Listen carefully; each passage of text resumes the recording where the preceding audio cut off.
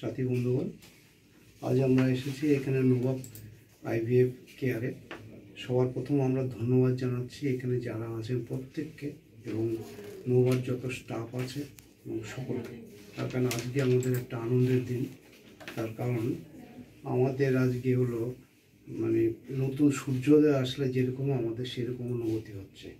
মানুষের প্রেগনেন্সির ক্ষেত্রে আজকে আমাদের 3 মাস পূর্ণ হলো এবং আমরা আজকে দেখতে সাকসেস।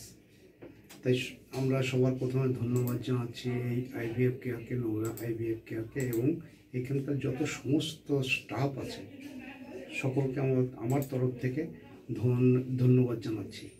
তার কারণ এই গল্পটা বলতে গেলে আমাদের একটু পিছিয়ে যেতে হবে।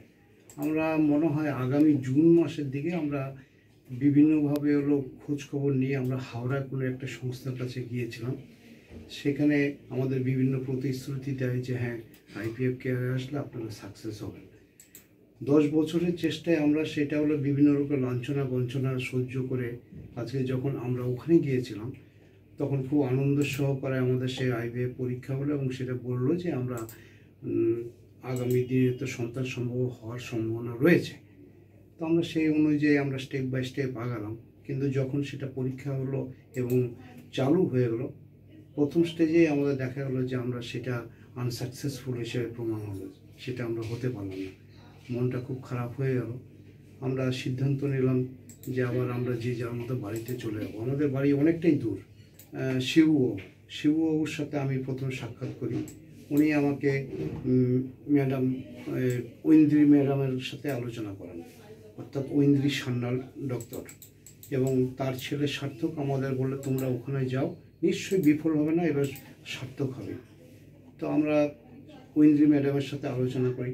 উনি আমাদের প্রতিশ্রুতি দেন যাচ্ছে 99% আমি আপনাকে গ্যারান্টি দিচ্ছি এবং 1% থাকছে ভগবানের হাতে।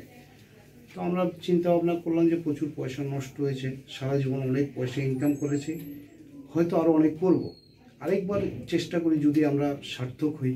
সেই অনুযায়ী আমরা ঐন্দ্রী সান্যাল ম্যাডামের কাছে আসলাম। বিভিন্ন টেস্ট করলো, পরীক্ষা করার পরে উনি বললেন হ্যাঁ, আপনারা মা হওয়ার সম্ভাবনা রয়েছে, আপনি চেষ্টা করুন। তো যাক, সেই অনুযায়ী বিভিন্ন রকম ওষুধপত্র নিয়ম অনুযায়ী যা যা করণীয় ওনার উপদেশে আমরা চললাম।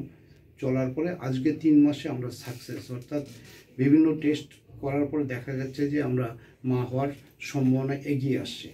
তো আমি শুধু এইটা ঐন্দ্রী ম্যাডাম আমাদের কাছে ভগবান সমতুল্য, ওনাকে আমরা শ্রদ্ধা করি, প্রণাম করি।